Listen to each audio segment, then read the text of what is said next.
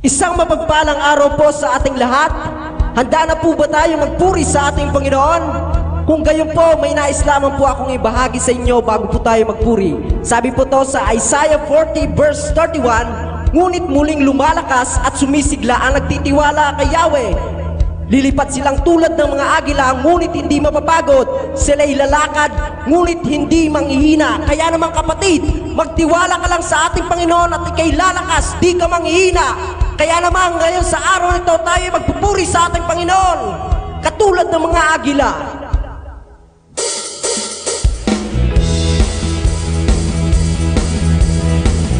Katulad ng mga agila, lumipad ka. Magtiwala ka sa Panginoon. Katulad ng mga agila tayo ay lumipad. Di mababago nating magkakaroon. Tayo'y magdadala ng buhay at sila sa mga anak ng Diyos na nagtihila. Halika na! Halika na! Tayo na! Ibahayan at tagumpay na. Halika na! At magdala kalakasan sa presensya niya. Ito ang panahon. Ito ang panahon ng puso ang magbakslan. Oh, ito ang panahon ng pagbabalik loob sa Kanya. Sama-sama na pagkapoy sa ngalan niya. Ang kawan ng Diablo'y tutupukin na. Halika na! Halika na! Umayo na! Ibahayan ang tagumpay na. Halika na! At magdala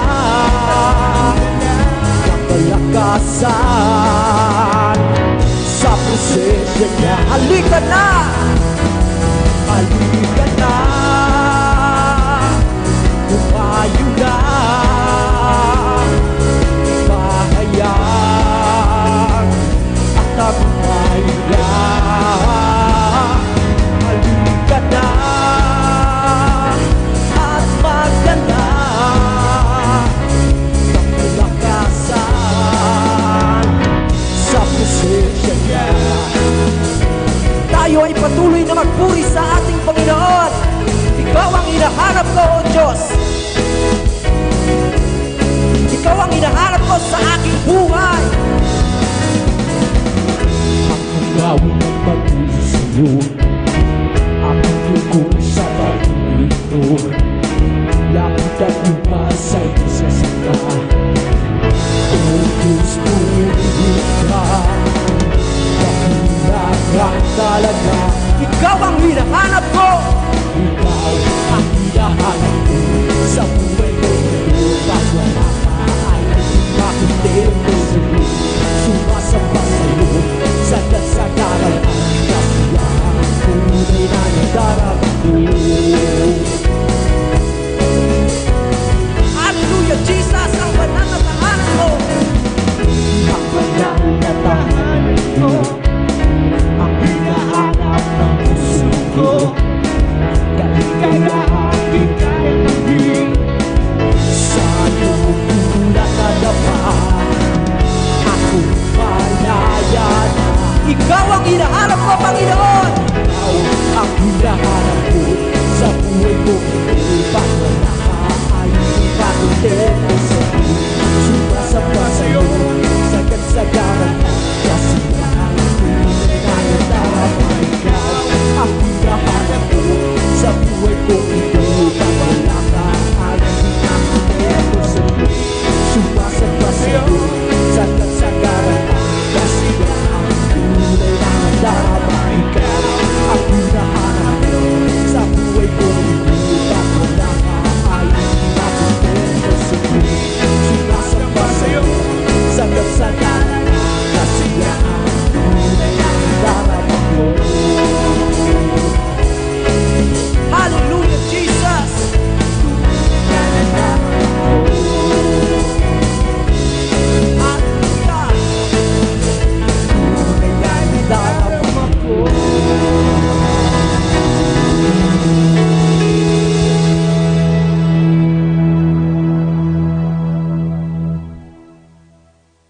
napakasarap magpuri sa ating Panginoon.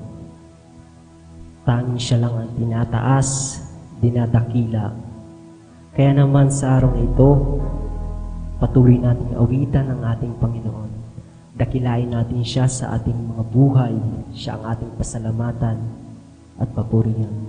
Panginoon, ikay aming itinataas, ikay aming pinaparangalan. Maghari ka magpakailanman, at ikaw lamang ang madakila. Lord Jesus,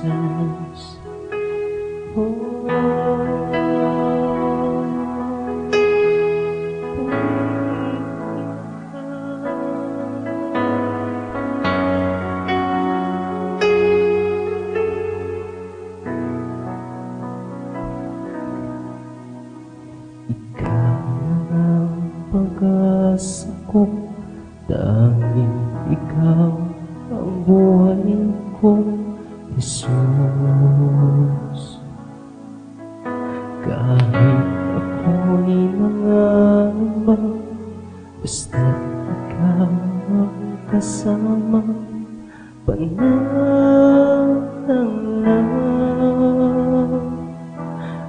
Kahit kailan di ka nakulang, biyaya mo sa'kin laging laan. Pag-ibig mo sa'kin walang hanggan, inibig mo ko noon pa man.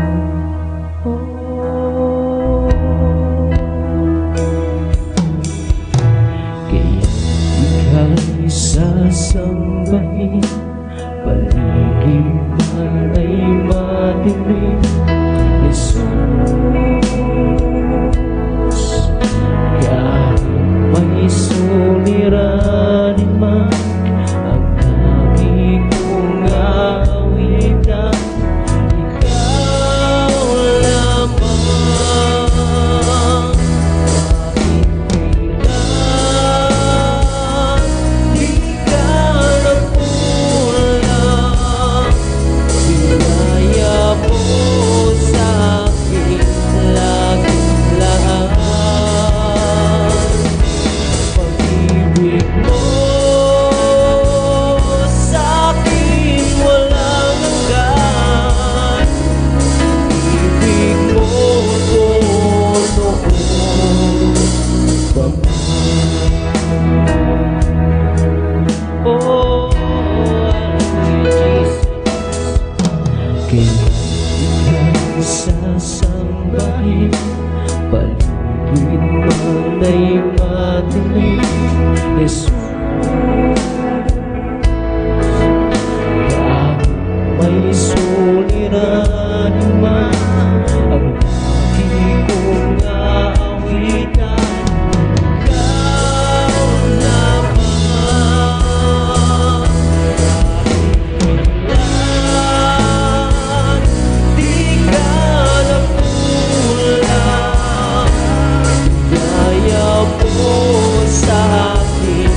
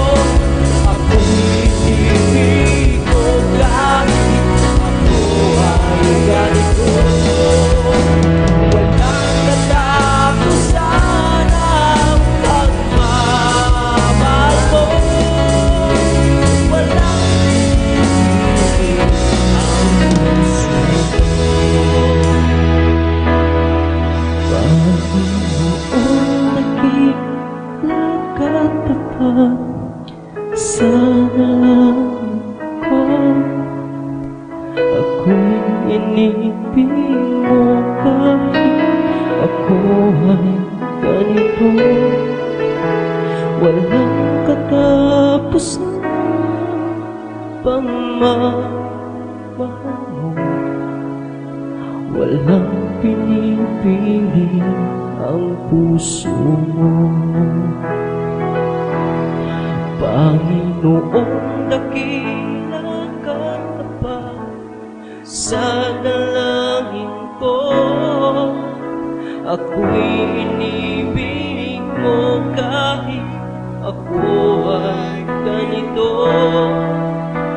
Walang katapusan ang pagmamahal mo.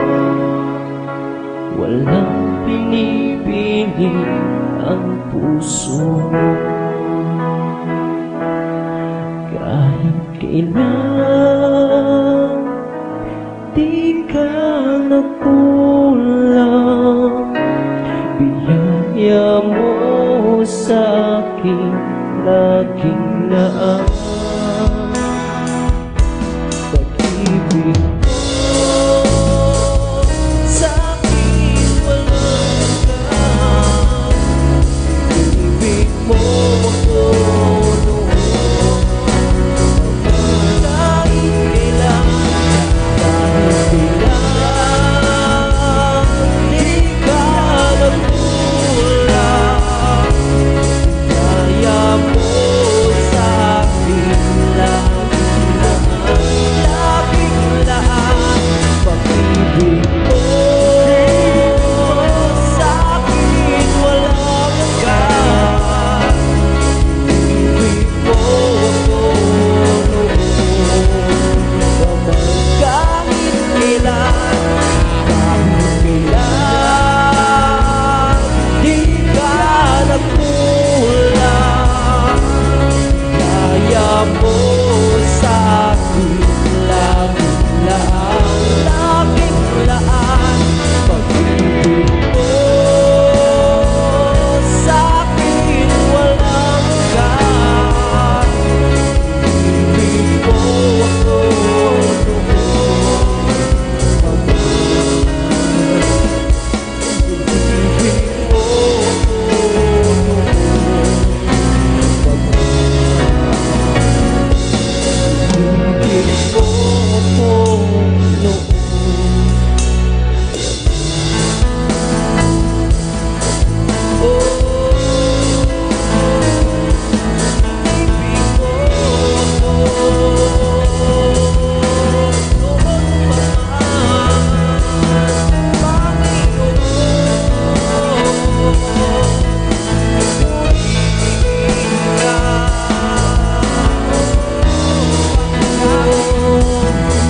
pasalamatan ka, dakilain ka, o Diyos.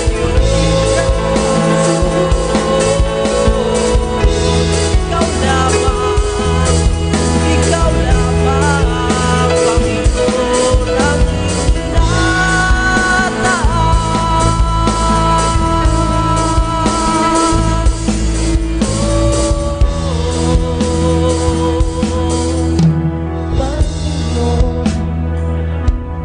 Panginoon, ikaw lamang, Panginoon, ikaw lamang ang aming itinataas. Ikaw lamang, Panginoon, ang aming dinadakila, pinapasalamatan.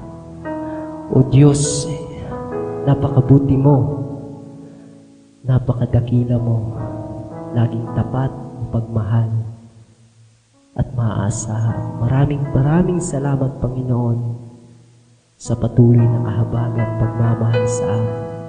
Patuloy ka namin pupurihin, aawitan at sasambahin sa aming buhay. Maghari ka magpakailanman sa tanging pangalan mo lamang, Panginoon Jesus. Amen. Dumako naman po tayo sa ating communion. Matthew 26 verses 26 to 28 says, "While they were eating, Jesus took bread, and when he had given thanks, He broke it and gave it to his disciples, saying, "Take and eat. This is my body." Then he took a cup, and when he had given thanks, he gave it to them, saying, "Drink from it. This is my blood of the covenant, which is poured out for many for the forgiveness of sins." Manalangin po tayo. Panginoong Diyos, sa pagtanggap po namin ng tinapay at sarong ito, na sumisimbolo ng iyong katawan at dugo, muli po kaming humaharap sa iyo at humihingi ng tawad sa aming mga kasalanan. Linisin mo kami at bigyan ng panibagong buhay. Nawa ay maging sariwa palagi sa aming puso at isipan ang pagliligtas na ginawa mo at ang pag-alay mo ng iyong buhay para sa amin. Ito po ang aming dalangin sa pangalan mo, Jesus. Amen. Kainin po natin ang tinapay at inumin ang laman ng sarong.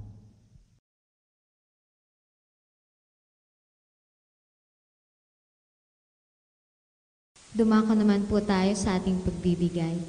Malachi 3:10 says, "Bring the whole tithe into the storehouse, that there may be food in my house. Test me in this, says the Lord Almighty, and see if I will not throw open the floodgates of heaven and pour out so much blessing that there will not be room enough to store it." Giving is a test of faith.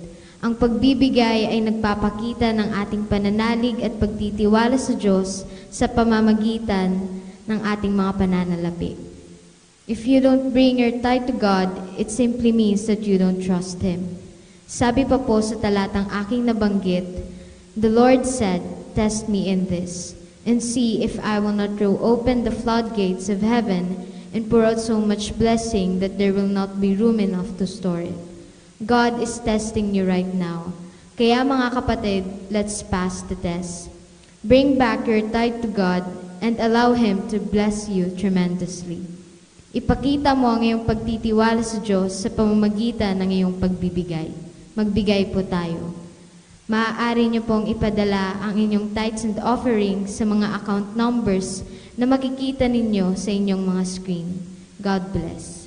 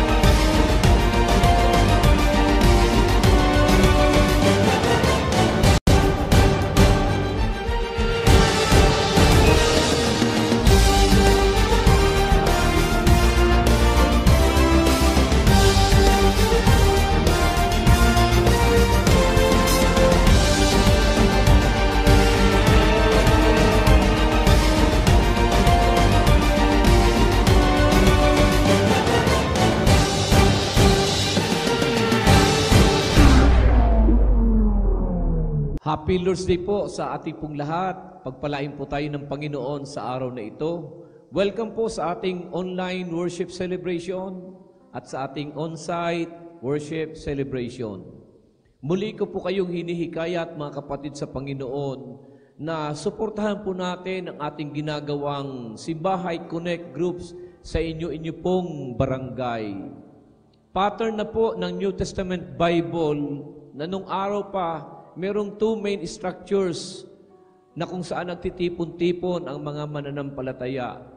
They used to gather at the temple courts and in house to house. Sa konteksto po natin ngayon, we have our large group gathering during Saturday and Sunday in our temple, dito po sa ating church building. At meron po tayong Simbahay Connect groups in every barangay. Suportahan po natin sa mga nanay, mga kabataang lalaki at babae at sa mga tatay. Magtipon-tipon tayo sa ating small group gathering sa ating Simbahay Connect groups during weekdays. Salamat po, pagpalain po tayo ng ating Panginoon. My topic today is entitled, If You Are Living for Jesus. If you are living for Jesus. Sabihin mo nga muna sa katabi mo, ang ganda-ganda mo, ang gwapo-gwapo mo. Sige, sabihin mo sa katabi mo, ang ganda mo, ang gwapo mo. Sabi ng isang dalaga sa pare, "Father, ang gwapo-gwapo mo at ang cute-cute mo. Bakit ka pa kasi nagpare?" "Dahil ayaw pumayag ng magulang ko na magmadre ako, bruha." Ito sagot ng pare. Kapag lalapit ka sa manghuhula, good news at bad news lagi ang ibibigay. Sabi ng isang manghuhula, good news, makukuha kang model ng sabon. Bad news, ikaw ang germs. Alam mo kapatid, kapag lalapit tayo sa ating Panginoong Diyos, good news lagi ang ibibigay ng ating Panginoon. Laging mabuting balita ang hatid sa atin ng Diyos. Sabi ng Tagalog Bible, kaya't lumapit tayo sa Diyos nang may pusong tapat at may matibay na pananampalataya sa Kanya. Lumapit tayong may malinis na budhi, sapagkat nilinis ng ating mga puso at hinugasan na ng dalisay na tubig ang ating mga katawan. Yan po ay sa aklat ng Hebreo 10:22. Sabi ng Galatians chapter 2 verse 20, Apostle Paul said, "It is no longer I who lives, but Christ lives in me." Hindi na akong nabubuhay sa aking sarili, kundi si Kristo na ang nabubuhay sa akin. Ito ating tanong, are we living for Jesus? Tayo po ba ay nabubuhay na para kay Jesus? Meron pong tatlong layunin ang Panginoon sa pagkakatawag sa atin, sa pagkakatawag sa iyo at sa akin. He called you to believe. Tinawag ka upang manalig. Sabi ng Biblia sa Juan 3:16, gayon na lamang ang pag-ibig ng Diyos sa sanlibutan at ibinigay niya ang kanyang bugtong na anak na si Jesus upang ang sino mang sa kanya isasampalataya ay hindi mapapahamak kundi magkakaroon ng buhay na walang hanggan. Sabi ng Biblia, the just shall live by faith. Ang mga pinatawad ay nabubuhay sa pananampalataya. Tinawag tayo para magtiwala, maniwala at manampalataya sa ating Panginoon.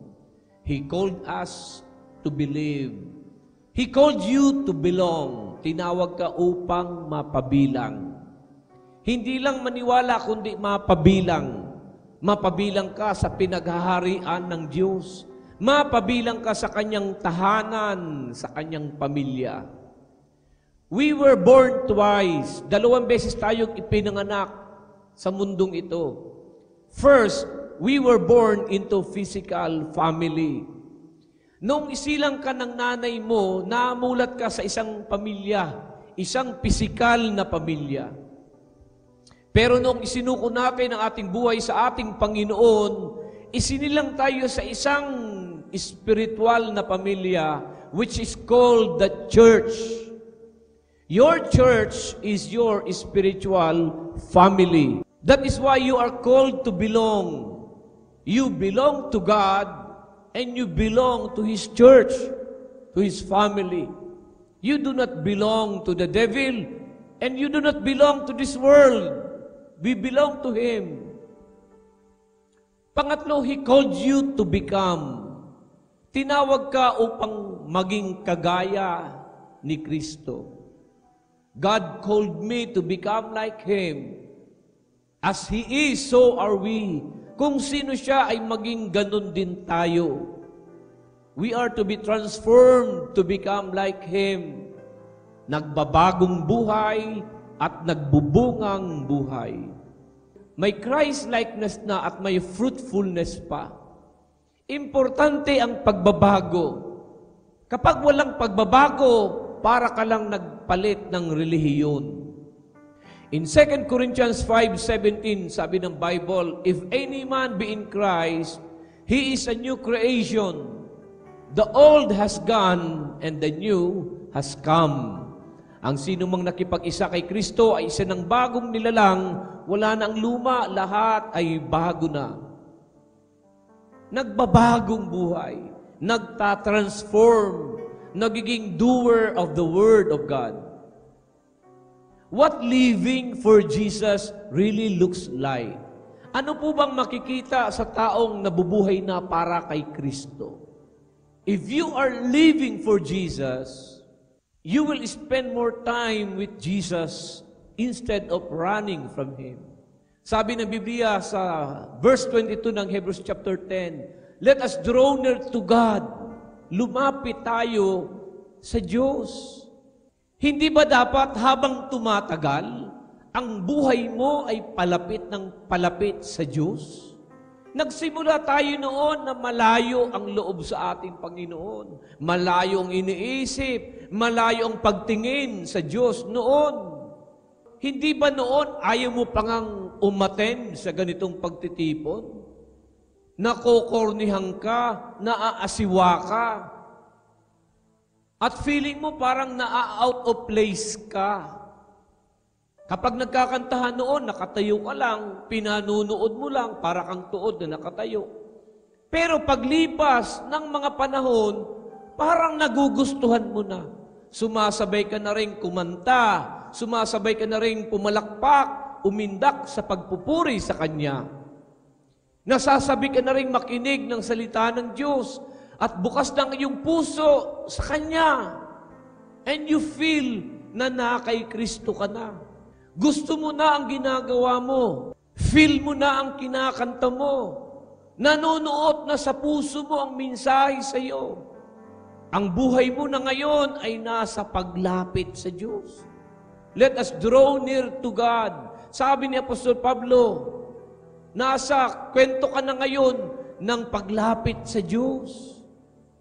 Paglapit sa Diyos sa panalangin, sa pagdalo sa church celebration, sa pag-join sa ating Simbahay Connect groups.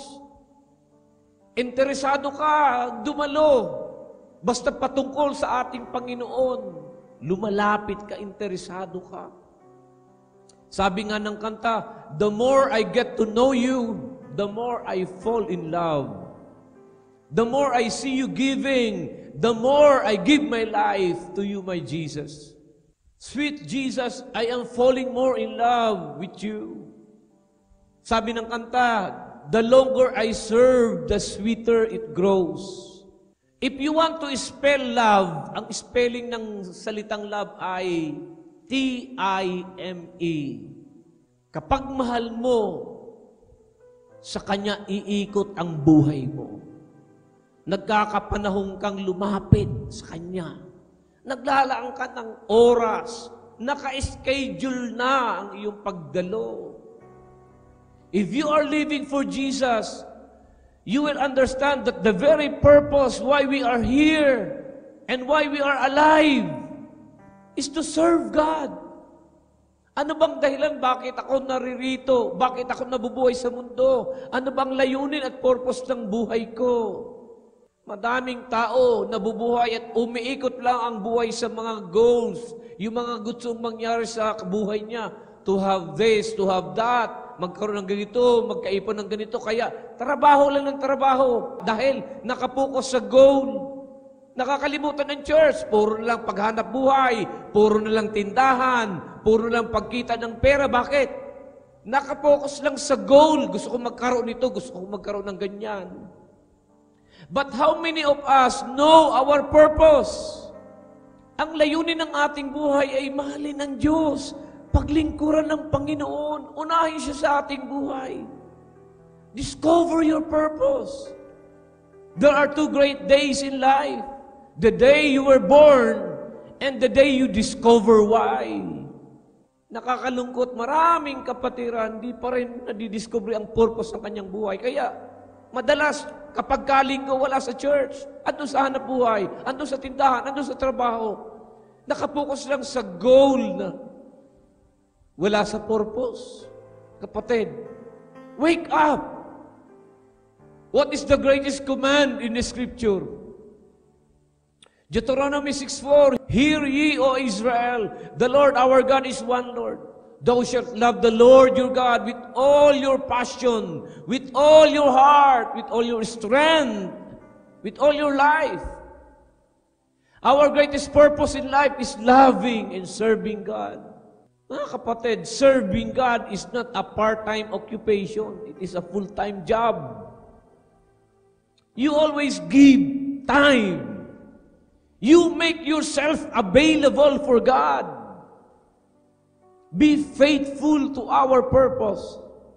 Huwag kang magtaka bakit nung araw ang mga disciples ay araw-araw silang nagkakatipon sa templo.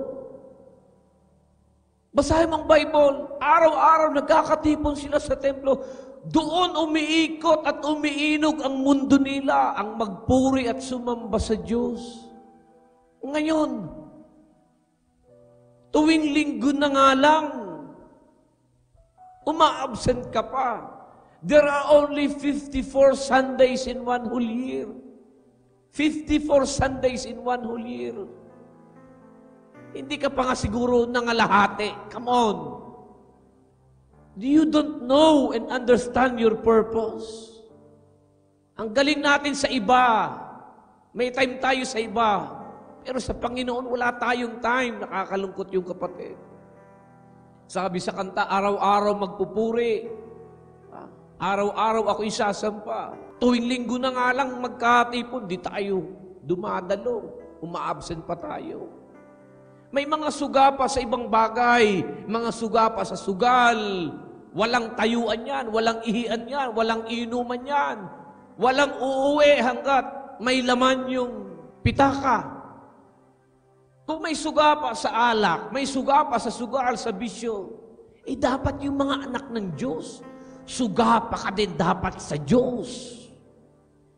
Naghahanap ang Diyos sa mga taong sip-sip, sugapat dayukdok, at nuknukan ang dayukdok sa Kanya.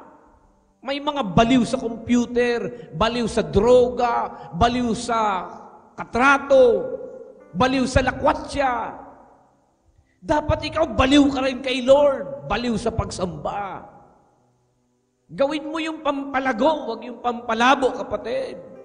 Habang tumatagal, dapat palapit ng palapit, paigting ng paigting, patamis ng patamis, at pasarap ng pasarap ang relasyon mo sa ating Panginoong Diyos.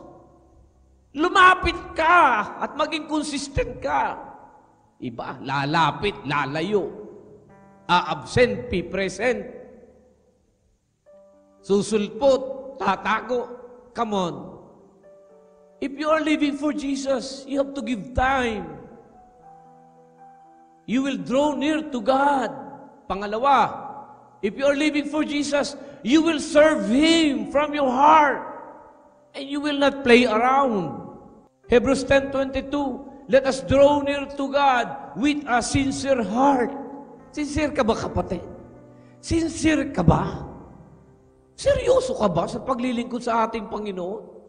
O nakikipaglaro ka lang kay Lord? Nakikipagtaguan pong lang tayo sa ating Panginoon? Sisipot, mamaya hindi mo naman makita. Naghahanap ang Panginoon ng mga taong seryoso. Hindi palabas lang ang nangyari sa krus. Hindi sinakulo lang. Hindi arte lang ang kaganapan at mga pangyayari. Kapatid, may nasaktan, may hinubaran, may kinurunahan ng tinik, may pinahirapan, may ibinilad sa kahihiyan, may pinako, may namatay, at ikaw ang dahilan ng lahat. Iniwan ang marangyang buhay sa langit, namuhay bilang isang alipin. Ang misyon ay upang hanapin, sagipin, at iligtas ka, kapatid. Iligtas tayo ng Panginoon. Be sincere in serving God. Maging sincere tayo, maging seryoso tayo, kapatid. Isa puso ang paglilingkod sa Diyos. Sabi ng kanta, in sweet abandon, total surrender, I give my life to you. Dapat merong undivided loyalty. Alam mo, kapatid, kung naintindihan mo ito, Sunday will be a non-negotiable day to you. Ilalaan mo ang buhay mo sa tahanan ng Panginoong Diyos. Undivided loyalty. Hindi yung loyalty mo. Ngayon, nandito ka ngayon. Sa susunod, wala ka na naman. Ang loyalty mo na naman sa kaibigan mo. Ang loyalty mo naman nasa pasyalan, sa trabaho. Come on! Wake up, children of God. Undivided loyalty. Consistent kay Lord. Sabi ng kanta, Pusong dalisay ang aking nais, nalikhiin mo, Diyos, para sa akin. Isang pusong tapat na sa iyo'y nagmamahal. Isang pusong sa iyo'y walang alinlangan. Isang pusong itinitibok na ikay parangalan. Itinitibok mo ba na parangalan ang Diyos? O kung kailan mo lang magustuhan? Makibahagi ka sa paghihirap tulad ng isang mabuting kawal ni Kristo Jesus. Ang isang kawal ay hindi nagiging abala sa mga bagay na walang kaugnayan sa pagiging kawal. Sa halip, sinisikap niyang mabigyan ng kasiyahan ang kanyang pinuno. 2 Timothy chapter 2, verse 3 to 4. No soldier gets entangled with civilian affairs. Do not engage in worldly affairs that does not glorify God. Huwag kang makisawsaw sa mga makamundong bagay na pinagkakabalahan ng mga hindi naglilingkod sa Diyos. Be decent in and out. God is after your wholeness, inside and out. Do not touch what is unclean. Do not use what belongs to Satan. Mga basura yan, droga, alak, sugal, indecent clothes. Any clothes that does not glorify God, nagpo-promote ng lust, seductive clothing, short na very short. Honor God. Honor yourself. Maging kagalang-galang at marangal sa pananamit, nagbibigay karangalan sa Diyos. Therefore, I urge you, brothers and sisters, in view of God's mercy, to offer your bodies as a living sacrifice, holy and pleasing to God. This is your true and proper worship. Do not conform to the pattern of this world, but be transformed by the renewing of your mind. Then you will be able to test and approve what God's will is, His good, pleasing, and perfect will. Romans 12:1 and 2. Maging isa kang buhay na handog. Inaayos mo ang sarili mong buhay. Pinagbubuti mo ang paglilingkod sa Diyos sa pamamagitan ng iyong buhay. In and out, you please God with your soul, with your body. Gawin mo habang buhay ka at may hininga ka pa. Huwag yung kung kailan patay ka na. Nakakita ba kayo ng patay na nakaburol, naka-miniskirt, naka-spaghetti, sleeveless, o naka-pekpek short? Kung kailan namatay, saka natutong magdamit ng tama. Saka natutong magsuot ng dissenting damit sa harap ng Diyos. At kung kailan patay na, saka ka nakasusog magsimba. Posturado pa, may lipstick pa, may makeup pa, may burak pa at nasa unahan ka pa, nasa may altar pa. Pero yun ay handog na patay, hindi handog na buhay. Kaibigang kapatid sa Panginoon, mga kasama ko sa church, habang buhay ka pa, pag-igihan mo ng paglapit, pag-igihan mo ng paglilingkod sa Diyos. Seryosuha. Kahit isang araw lamang, mas gusto ko sa templo mo, kaysa 1,000 araw na iba ang tahanan ko. Gusto ko pang maging bantay sa pinto ng iyong templo, kaysa ako'y tumira sa bahay ng mga palalo. Awit 84:10. If you are living for Jesus, you will believe in God's word and you will not doubt. Hebrews 10:22. Let us draw near to God with a sincere heart and with full assurance of faith. Lubos na paniniwala. You believe even the impossible. Makakaasa ka, kapatid. Mapagtitiwalaan. Masasandalan mo ang mga salita ng Diyos. Kapag wala ang Diyos at ang kanyang salita, walang kasiguruhan ang ating buhay.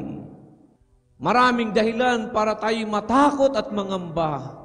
Pero ang salita ng Diyos, pwede mong asahan, panampalatayanan at pagtiwalaan. We can have full assurance of faith in the Word of God.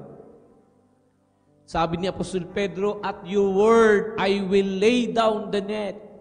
Sabi ng kapitan ng senturyon, just speak the word and my servant will be healed. Magsalita ka lang, gagaling ang aking alipin. Gayon din naman ang mga salita na lumalabas sa aking bibig. Ang mga ito'y hindi babalik sa akin ng walang katuturan. Tuto pa rin itong aking mga balak at gagawin nitong ang aking mga ninanais. Isaiah 55:11. Ang salita ng Diyos ay mabisa, hindi babalik na walang nangyari. Ang salita ng Panginoong Hesukristo ang nagpahupa sa nangangalit na unos sa gitna ng laot, nagpatigil sa malakas na buhos ng ulan, nagpatahimik sa matitinding bugso ng hangin, nagpakalma sa mga naglalakihang mga alon. Siya ring salita ng Diyos na nagpalakad sa mga pilay, nagpamulat sa mga bulag, nagparinig sa mga bingi, nagbukas sa bibig ng mga pipi, nagpakain sa mga gutom, nagbuhay ng mga patay. Siya ring salita na magpapanatag ng iyong puso, magpapaginhawa ng iyong pakiramdam, magpapayapa ng iyong isipan, magdudulot sa iyo ng pag-asa, magbabago ng iyong buhay at mag-aangat ng iyong kabuhayan. Magbabago ng binabalak ng iyong kaaway, magbabago ng findings ng iyong doktor, magbabago ng anunsyo ng pag-asa, magbabago ng takbo ng iyong relasyon. Walang imposible sa Diyos. Sinabi ng Diyos, aangat ang buhay mo, aangat ang buhay ko. Mag-iiwan ka ng legacy kung paano inayos ng Diyos ang iyong buhay at kabuhayan. Sabi ng isang lola sa kanyang apo, "Apo, alam mo naman na matanda na ako. Kaya papamana ko sa iyo ang aking mga hayop, sakahan, sasakyan at mga puno." Sabi ng apo, "Talaga po, lola? Saan po yun, lola?" "Sa Facebook, apo. Ang email ko at lola25@hotmail.com. If you are living for Jesus, you will live like a person who is no longer carrying the dirt and guilt that mistakes have stained you in the past." Uulitin ko, kapatid, if you are living for Jesus, you will live like a person who is no longer carrying the dirt and guilt that mistakes have stained you in the past. Sabi ng Hebrew 10:22, having our hearts sprinkled to cleanse us from a guilty conscience and having our bodies washed with pure water. Lahat tayo may mga nakaraan. Lahat tayo may past. Lahat tayo may pangit na kwento ng nakaraan. Lahat. Lahat tayo biktima at nabihag ng kaaway noong nakaraan. Si Zaccheo may pangit na nakaraan. Si Magdalena may pangit na nakaraan. Ikaw meron din. Tayong lahat meron. Salamat, may Diyos na mapagpalaya, mapagbahal at mapagpatawad. Nililinis niya ang ating nakaraan, binubura ang masalimot na kwento ng kahapon.